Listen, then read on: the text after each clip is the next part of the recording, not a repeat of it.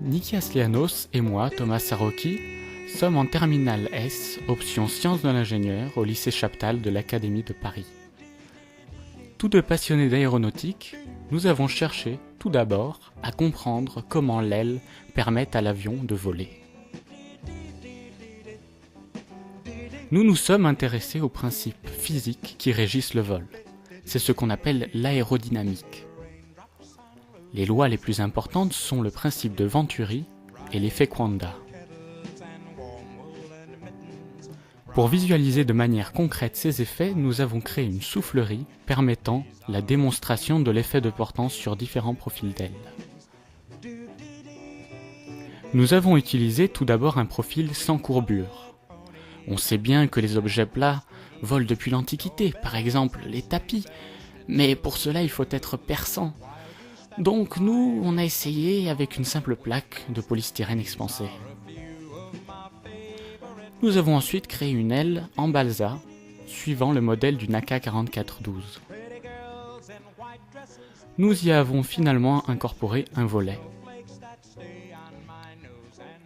On remarque visuellement à quel point le déploiement des volets influe sur la force de portance. Nous avons voulu mesurer la différence de pression entre l'extrados et l'intrados que suggère le principe de Venturi. Nous avons donc placé deux capteurs de pression à la surface de l'extrados et de l'intrados sur un profil NACA 4412 et avons mesuré des valeurs de pression, de coefficient de pression et de coefficient de portance avec succès. Grâce à ces mesures, on a compris que la courbure de l'extrados joue beaucoup sur la force de portance que peut créer l'aile. On a alors créé une aile innovante dont l'extrados est à courbure variable.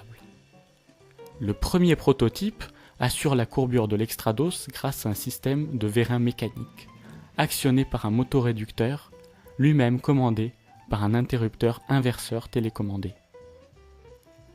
Ce prototype fonctionne et peut donc faire varier sa force de portance à même inclinaison et même vent relatif.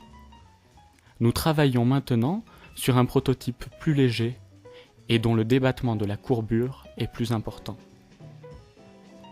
Bon, on ne va pas vous parler des bénéfices environnementaux, énergétiques, acoustiques, des bénéfices de sécurité, de maîtrise, de réduction des surfaces aéroportuaires et de cure de plusieurs maladies graves.